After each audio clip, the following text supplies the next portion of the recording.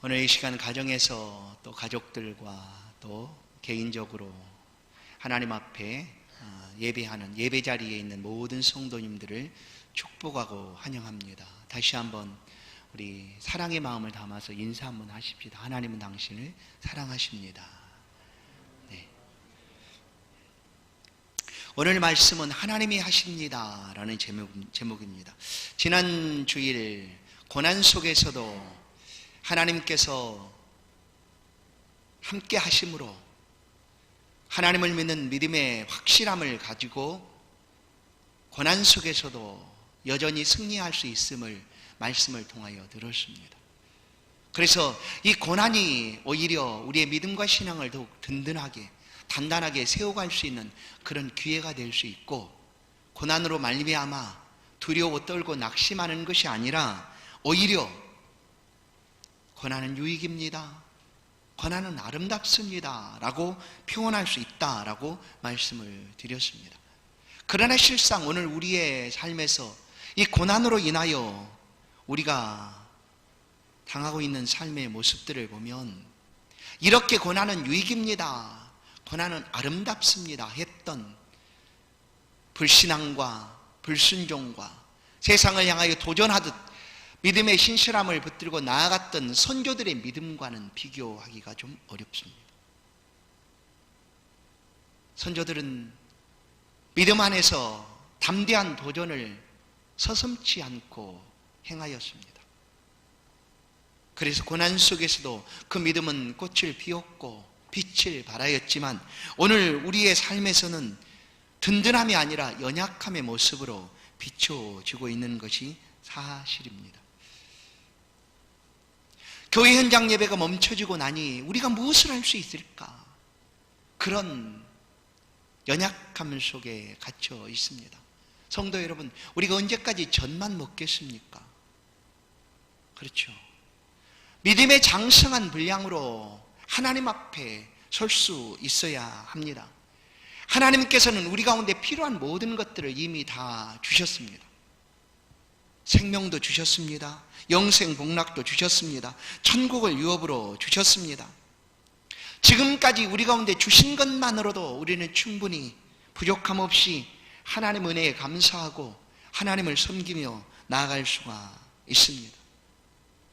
우리 가운데 하나님 되심의 증거가 기적처럼 보여지지 않는다 할지라도 여전히 그분은 우리의 하나님이 되십니다. 하나님의 하나님 되심의 확실한 증거는 다른 것이 아닙니다. 우리 가운데 보여지고 있는 십자가입니다. 이 고난의 순간에도 우리는 더욱 이 십자가를 붙잡고 하나님 앞에 나아가야 합니다. 성도 여러분, 십자가가 보이십니까? 여러분 가운데 밝히 보이실 줄로 믿습니다.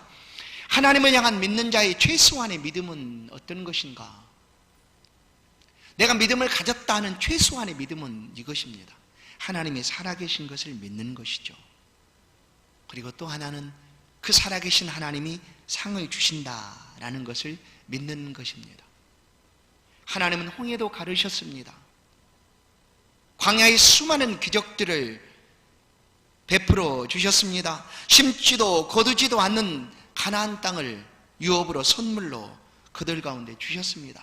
이것이 성경에 기록되고 있는 하나님 되심의 모습입니다. 그런데 오늘 이와 같은 하나님의 기적들의 모습들이 내 삶에서는 나타나고 있지 않습니다. 보이지도 않습니다. 그렇다고 해서 하나님이 아니신 것입니까? 아닙니다. 하나님은 여전히 하나님이십니다. 우리를 도우시고 우리와 함께 하시고 우리 곁에 계시고 있습니다. 지금 홍해를 가르는 기적들이 내게 보이지 않는다 할지라도 이 고난의 순간에 왜 하나님께서 내게는 이런 은혜와 능력들을 보여주지 않습니까? 하고 하나님 앞에 원망만 해야 되는 시간이 아닙니다. 하나님께 원망하면 모든 것이 쉬울 수 있습니다. 그렇지 않습니까? 하나님이 우리를 도우시지 않았기 때문에 이런 어려움을 겪고 있습니다 라고 그냥 치부해 버릴 수 있는 것이죠. 그러나 우리 가운데 홍해를 가르시는 하나님의 역사와 기적들이 오늘 우리 가운데 보이지 않는다 할지라도 하나님은 여전히 우리의 하나님이십니다. 광야에는 기적이 수없이 많이 있었습니다. 광야에서는 기적으로 삶을 살았습니다.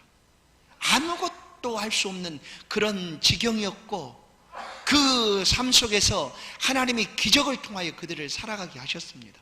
그것이 광야입니다. 지금이 광야같이 여겨지고 계십니까? 아무것도 할 수 없는 그런 상황이라 생각하고 계십니까? 그러나 여러분, 그렇게 여기신다면 이 광야는 이스라엘 백성들이 거기 안주하고 주저앉아 머물러서 정착할 장소가 아니었습니다. 그곳에 하나님의 놀라운 기적과 은혜가 베풀어지고 있었지만 매일매일 기적의 삶들을 그들이 맛보고 살아갔지만 광야는 그들이 안주하고 정착할 장소가 아니었습니다.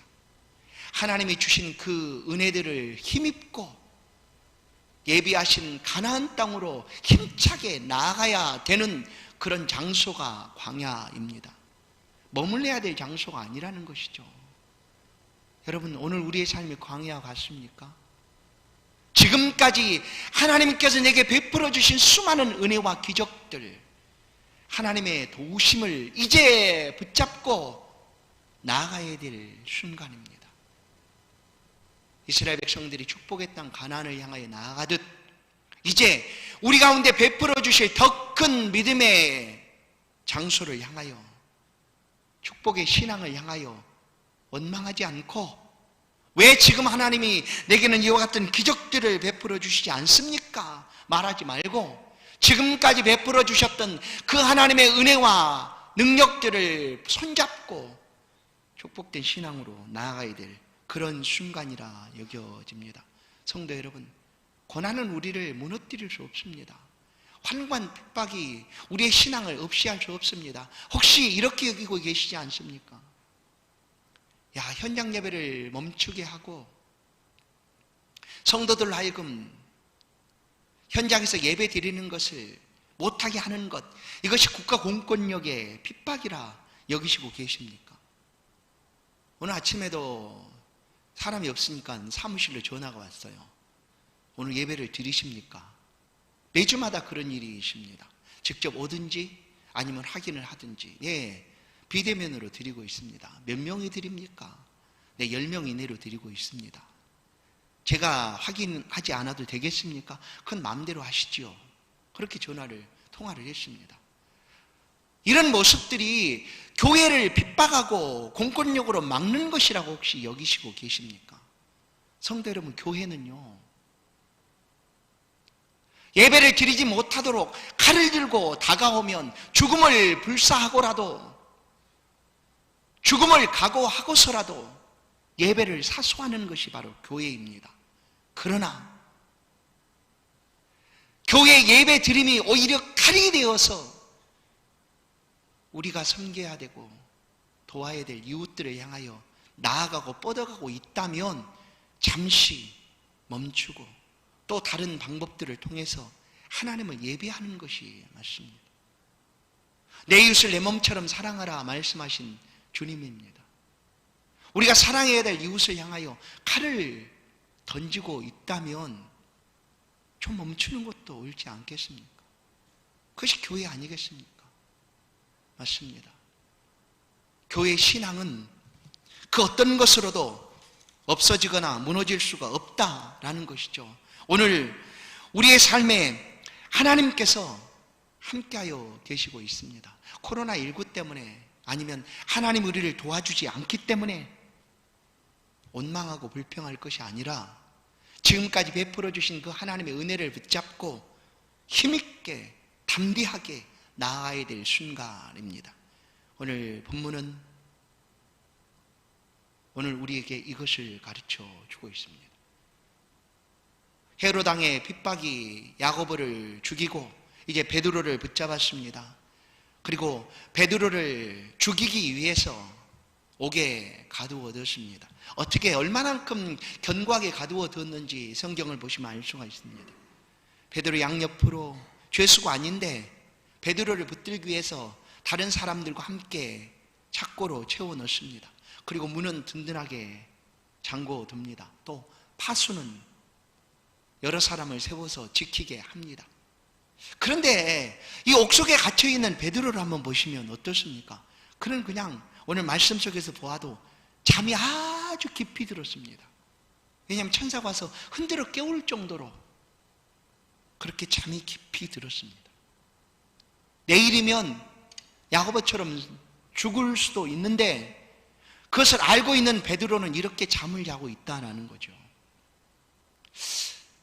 이 성경 속에서 우리가 믿음의 선진들의 모습들을 통해서 우리가 경험하고 깨닫게 되는 것들이 이런 것이 아닐까 싶습니다. 신앙의 곧 성도들의 삶의 방식들인 거죠. 아니, 베드로가 그런 상황에 그렇게 잠이 들 수가 있을까? 내일이면 죽음을 당하게 될 것인데 그렇게 편안하게 어찌 잠을 잘 수가 있을까? 그렇게 여겨지십니까?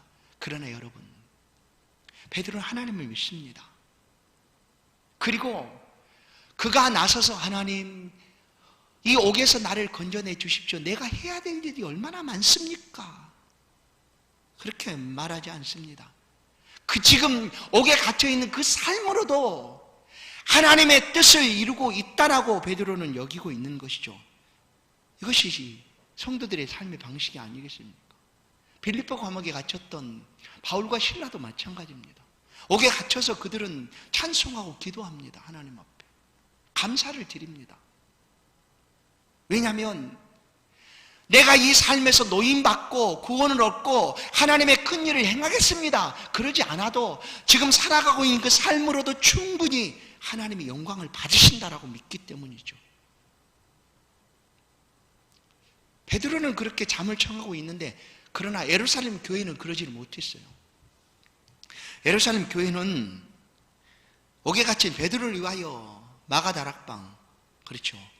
이 12절을 보시면 마가 요한의 어머니 집 그 다락방에 성도들이 모여서 기도를 하고 있다라는 것을 알 수가 있습니다. 기도합니다. 베드로는 교회는 간절하게 베드로가 옥에 갇혀 있음을 인하여 기도합니다. 여러분, 우리 기도는 하나님이 함께 하시고 계시다는 확신입니다. 확신. 그리고 또한 이 기도는 신앙의 고백이기도 합니다. 어떤 고백일까요? 우리가 기도한다는 것은 하나님이 우리와 함께 계시다라고 믿기 때문에 드릴 수 있는 것이죠. 내가 부르짖는 그 기도에 응답이 없어도, 아니 내가 원하는 대로 기도가 이루어지지 않는다 할지라도 성도는 기도하는 거예요. 아, 하나님이 여전히 나의 삶을 보시고 내 삶에 함께하여 주시고 나를 붙들어 주시는구나 라고 고백하는 것이 바로 기도입니다. 그리고 우리는 아주 절망적인 상황에서 기도할 수밖에 없습니다. 사실 우리 기도는 대부분 그렇게 나가지 않습니까? 힘들고 어려울 때, 고난 속에 있을 때, 핍박 가운데 있을 때 기도합니다. 그런데 이 기도는, 그 어려움 속에 드리는 기도는 하나님이 일하시기를 시작하는 신호이기도 합니다. 왜 하나님이 우리의 기도를 들으시고 시작하시는가? 그것은 하나님 우리 가운데 말씀하셨기 때문입니다. 내가 모든 것을 다 알고 이루어 주지만, 너의 마음의 생각도 머리털까지 다 알고 있지만 그래도 너는 내게 기도해야 할 것이다 라고 말합니다. 왜냐하면 기도가 우리의 고백이기 때문입니다. 우리의 신앙 고백이기 때문입니다. 기도할 수 있다는 것은 그 기도에 응답이 있든지 없든지 하나님 안에 내가 거하고 있다라고 내가 믿기 때문에 드릴 수 있는 기도입니다. 그런데 우리가 그 어려운 순간에 기도하면 하나님은 어떻게 바꾸시는가? 그 기도를 들으시고 절망적인 상황을 소망의 상황으로 바꿔 놓으십니다. 교회가 베드로를 위하여 간절히 기도합니다. 그러자 하나님께서 일하십니다. 하나님이 홀로 베드로를 이끌어 내십니다. 하나님 옥속에 갇혀있는 베드로를 찾아갑니다. 6절을 보시면 헤롯이 잡아내려고 하는 그 전날 밤이에요. 내일이면 베드로는 야고보처럼 순교당하여 죽을지도 모릅니다. 베드로는 그것을 알고 있는지 하여튼 그 밤에 평안히 잠들어 있어요. 그런데 하나님이 그 옥속으로 찾아가십니다. 천사가 찾아가서 베드로를 흔들어 깨웁니다. 깨우고 베드로에 채워졌던 이 쇠사슬들을 다 풀어내고 이끌고 나오는데, 여러분 어린아이들이 얼음땡 놀이를 할 때가 있어요. 얼음땡 뭐 이렇게 막 뛰어다니다가 얼음 하면 그냥 이렇게 움직이지 않아야 되는 거 있죠. 얼음땡 놀이라고 그러죠. 하나님이 베드로 외에는 모두 다 얼음되게 하셨어요. 그냥 베드로 혼자 움직이고 나머지는 다 얼어 있는 거죠. 움직임이 없습니다. 그냥 베드로가 움직여도 그들은 움직일 수도 없고 아무 알아채지도 못하는 거예요. 이게 하나님께서 베드로를 이끌어내시기 위하여 지금 행하시는 일입니다. 보십시오. 9절을 보면 베드로가 나와서 따라갈 때 천사가 하는 것이 생식인 줄 알지 못하고 환상을 보는가 하니라. 베드로 자신도 지금 이 착고도 풀어지고 쇠사들도 풀어지고 나오지만 사람들이 아무런 반응이 없어요. 옆에 함께 묶여있던 사람이 자기가 풀으면 뭐 인기척을 보인다든지 해야 될 것 아니겠습니까? 그런 반응이 없어요. 그래서 풀려 나왔지만 베드로 자신도 이것이 환상인가? 이 비몽사몽 뭐 이런 거죠. 그러다가 11절에 보시면 파수하는 문을 지나 거리로 나오게 됩니다. 첫 번째 파수도 지나고 두 번째 파수도 지나서 그냥 거리로 이제 베드로가 나왔습니다. 완전히 헤롯의 옥에서 완전히 나와서 거리에 서게 된 것이에요. 11절을 보시면 이에 베드로가 정신이 들어 이르되 내가 이제야 참으로 주께서 그의 천사를 보내어 나를 헤롯의 손과 유대 백성의 모든 기대에서 벗어나게 하신 줄 알겠노라 하였다. 베드로가 이렇게 이제 정신을 차리고 보니 정말로 하나님이 자신을 이끌어내셨구나라고 알게 된 것입니다. 옥에 갇혀있는 베드로가 나왔습니다. 어떻게 나왔습니까? 하나님이 기적적으로 그를 이끌어내신 것이죠. 그러면 이제 베드로의 행보가 어떻게 해야 될까요? 여러분, 헤롯이 나를 막은다 할지라도 문제없다. 하나님이 지금 이렇게 이끌어내신 것 아니냐. 그러니 내가 헤롯 궁에 가서 헤롯 앞에 당당히 서가지고 당신이 어떻게 하든지 문제없다. 보라, 하나님은 살아계시고 살아계신 하나님이 나를 당신이 가둔 옥에서 끌어내었다 할 수 있지 않겠습니까? 아니면 성도들이 가서 하나님은 정말로 살아계시고 그 하나님이 나를 이끌어내셨다. 그러니 이제 헤롯을 두려워하지 말고 나가서 우리가 맞서서 싸우자. 하나님은 반드시 우리에게 이기게 하실 것이다 라고 할 수도 있지 않겠습니까? 베드로는 보십시오. 17절을 보시면 베드로는 그냥 떠납니다. 이게 놀라운 거라는 거죠. 17절을 보시겠습니다. 17절 말씀 우리 한 목소리 한번 읽도록 하겠습니다. 17절 시작. 베드로가 그들에게 손짓하여 조용하게 하고 주께서 자기를 이끌어 옥에서 나오게 하던 일을 말하고 또 야고보와 형제들에게 이 말을 전하라 하고 떠나 다른 곳으로 가니라. 아멘. 베드로 그냥 떠나간 거예요. 그런 놀라운 엄청난 기적을 맛보고도 떠나간 거예요. 여러분, 하나님의 일하심은요, 아직 이때는 이것을 뒤집어 엎을 수 있는 그런 때가 아니라는 거예요. 비상사태이기 때문에 특별한 기적을 통해서 이끌어내었지, 그냥 지금이 하나님의 때다 해서 뒤집어 엎고 모두 다 싸워서 이기고 하는 때가 아니라는 겁니다. 그걸 베드로가 알았다는 거죠. 그때가 도래하게 됩니다. 언제일까요? 예수 그리스도께서 이 땅에 재림하시는 때가 되면 이제 그때는 완전히 하나님이 승리하시는 때가 됩니다. 하나님과 함께 당당하게 맞서 싸워 이기고 하나님의 승리를 선포하는 때가 됩니다. 그러나 아직 이때는 아닙니다. 여러분, 하나님께서 우리를 너무나 사랑하시는 걸 우리는 압니다. 그렇죠? 얼마나 사랑하십니까? 그렇다고 하나님이 나를 사랑하시니까 내가 여기서 떨어져도 나는 안 죽을 거야, 그게 맞습니까? 틀립니까? 그럼 내가 떨어져 죽으면 하나님 나를 사랑하지 않는다라고 그렇게 얘기할 수 있습니까? 그런 게 아니라는 거예요. 이 땅을 하나님께서 만드시고 이 땅에 행해가는 그런 법칙이 있습니다. 그 자연법칙이라고 표현하죠. 그 중에 하나가 뭡니까? 심는 대로 거둔다라는 거죠. 심어야 거두는 것이요. 심어야 거두는 것. 우리가 하나님의 사랑을 입고 살아가지만 그래도 아직 우리가 이 땅에 사는 동안에는 하나님이 정하신 그 법칙 안에서 삶을 살고 있다라는 거예요. 그러나 우리는 종종 우리가 하나님의 아들인데 하나님의 자녀인데 하고 그것을 뛰어넘으려고 합니다. 그리고 그렇게 안 되면 왜 하나님이 우리에게 이렇게 안 하시는가 하고 원망불평할 때가 있지요. 오늘 그것을 베드로가 잘 보여주고 있습니다. 베드로가 이렇게 옥에서 나온 것은 기적적인 하나님의 은혜로 나왔고요. 그것은 비상사태이기 때문에 하나님이 그렇게 이끌어내신 것이지, 이것을 지금 때가 되었어, 그러니 완전히 우리가 뒤집을 수 있어 라고 말할 수 있는 것이 아니라라는 것이죠. 그래 베드로는 떠납니다. 여러분 이제 보십시다.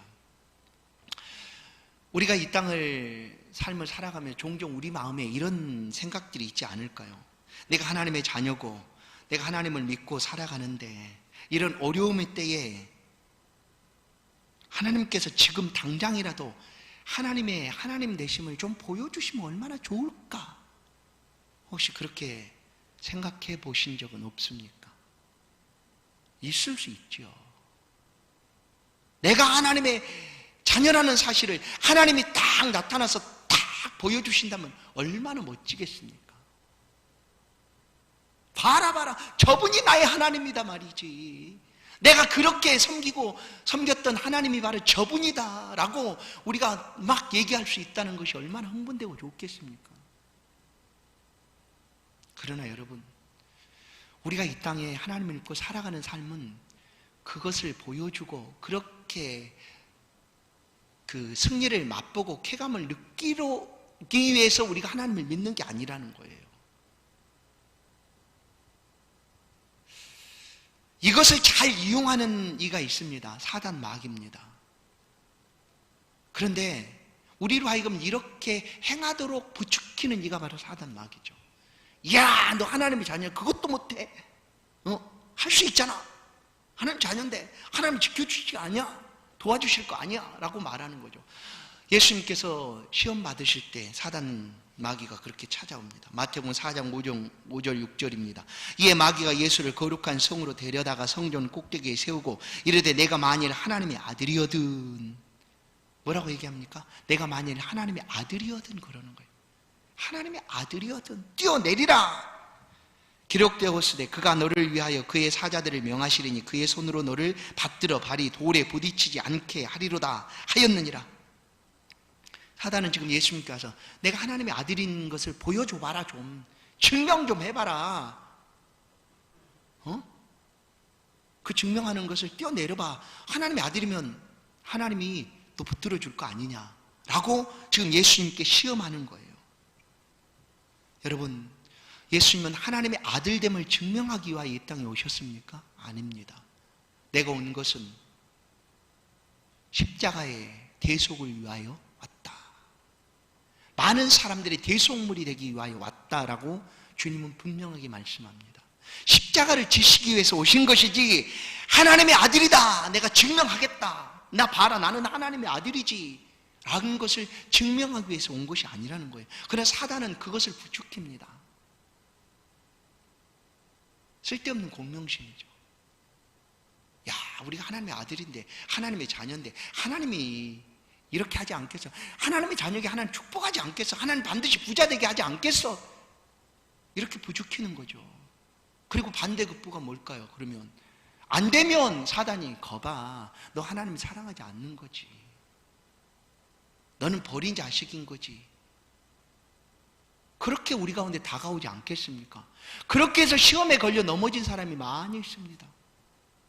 예수님은 이 땅에 하나님의 아들됨을 증명하기 위해 온 것이 아닙니다. 그런데 보십시오.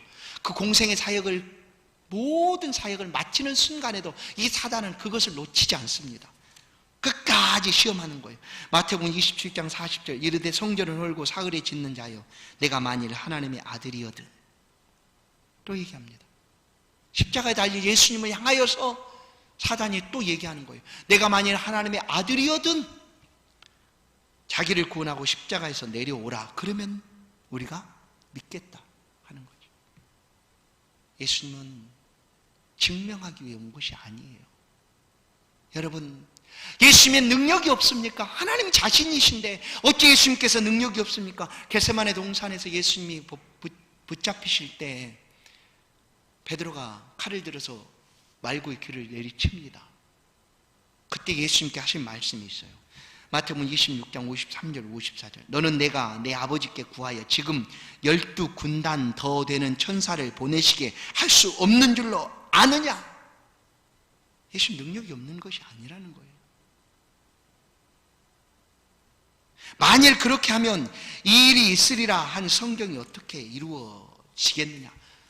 예수님은 이 땅에 오셔서 내가 하나님의 아들이다 증명을 하시기 위해서 이 땅에 오신 것이 아니라 고난받고 실패처럼 보여져도 십자가를 지시기 위해서 오셨다라는 것입니다. 그래도 그분은 하나님의 아들이셨습니다. 누가 그것을 믿어줍니까? 믿는 우리들이 믿지 않습니까? 예수님이 실패했다라고 말할지라도 우리는 그분이 하나님의 아들이시다라는 사실을 믿는다라는 것입니다. 하나님께서는 당신의 뜻을 이루시기 위해서는 기적을 일으키시기도 합니다. 잘 알죠? 지나가는 해를 멈추시게 하시는 분입니다. 여호수아 때 멈추시게 하시죠. 홍해를 가르십니다. 홍해를 가르시기도 합니다. 그럼 왜 말씀드린 대로 우리가 믿는 성도들이 하나님의 교회가 이렇게 짓밟혀지고 있고 억울하게 구경거리가 된 것처럼 보여지고 있는데 왜 하나님께서는 지금 우리 가운데 하나님의 하나님 되심을 보여주지 않는가? 그럼 이때라도 하나님이 딱 나타나서 한마디 해주신다면 얼마나 좋겠어요.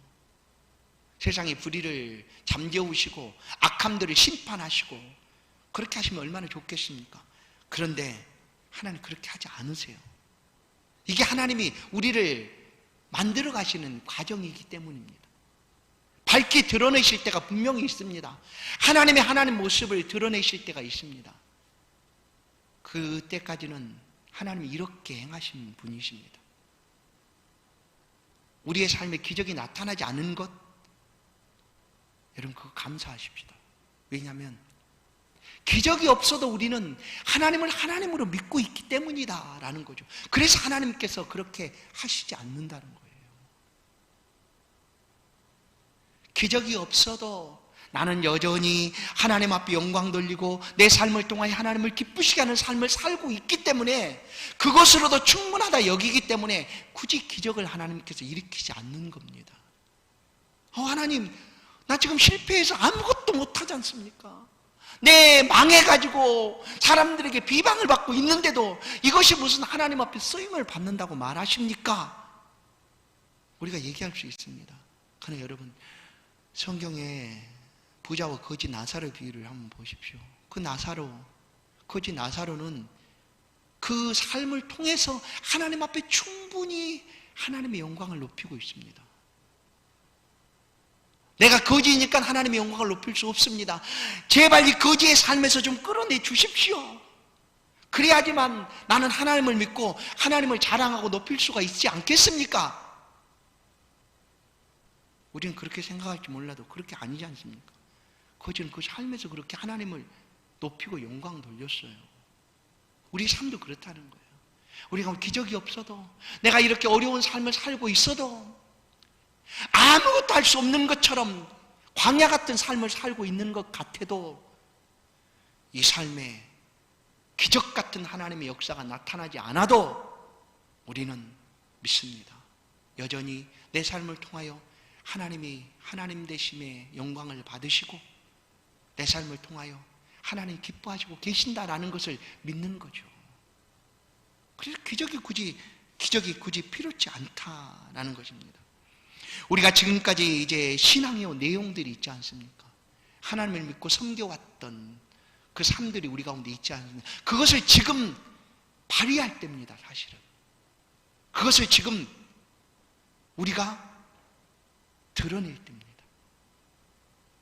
지금까지 하나님이 인도하심 가운데 그냥 편안한 믿음의 삶을 살고 있었다면 이제 그 믿음이 무엇인가를 우리가 하나님 앞에 보여드릴 때다라는 거죠. 야, 하나님, 나는 여전히 하나님을 섬깁니다. 여전히 하나님은 나의 하나님이십니다. 내게 아무것도 보여지지 않고 들려지지 않고 그래도 하나님은 여전히 나의 하나님이십니다 라는 거예요. 우리가 길을 가다가 아이와 함께 길을 가다가 아이가 넘어집니다. 그러면 어릴 때는 어떻게 합니까? 얼른 달려가서 이렇게 세워주죠. 아주 어릴 때는. 그러나 자라면서 또 그 일을 반복하면 어떻게 합니까?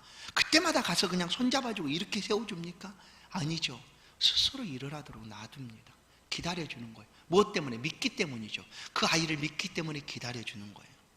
넘어져서 아프겠지만 그래도 일어날 수 있도록 기다려주는 거예요. 그건 역시 부모의 사랑 아닙니까? 하나님이 그렇게 우리의 삶을 믿기 때문에 기적이 없어도 어려운 속에서도 믿음의 삶을 살고 있다라고 하나님이 믿어주시기 때문에 기다리고 계시는 겁니다. 우리를 기다리시고 있는 시간이에요. 지금 기다리시는 그 하나님 앞에 지금까지 우리가 믿고 신앙이 온 그 내용들을 가지고 하나님 앞에 나아가십시다. 바로 지금이 그런 적절한 시기입니다.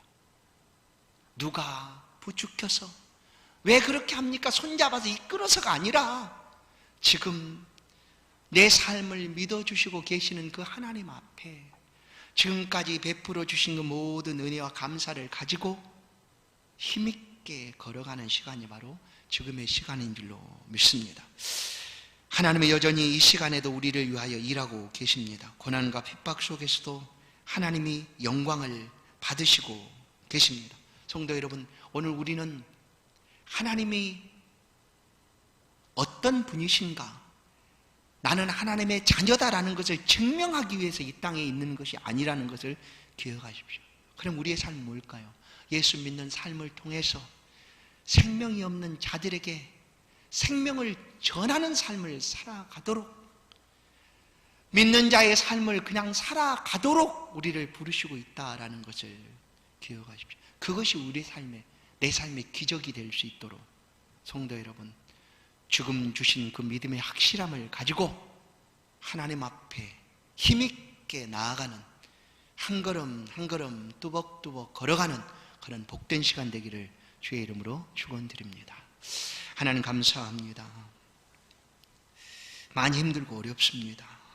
그래도 여전히 우리 하나님이 나의 하나님 되심을 믿기에 이 순간에도 하나님을 바라봅니다. 내 삶의 기적과 하나님의 능하신 역사하심이 보이지 않아도 여전히 하나님은 나의 하나님이심을 고백합니다. 내가 살아가는 모든 삶에 실패가 있고 연약함이 있고 부족함이 있어도 하나님이 보고 계시고 나를 믿어주시고 기다려주신 것을 믿고 하나님 앞에 나아갑니다. 주여, 우리의 믿음 없음을 용서하여 주시고 믿음을 더하여 주사 이 믿음의 삶을 통하여 하나님을 높일 수 있도록, 영광 돌릴 수 있도록 붙잡아 주옵소서. 하나님이 함께하여 주셔서 감사합니다. 예수 그리스도의 이름으로 기도하옵나이다. 아멘. 찬송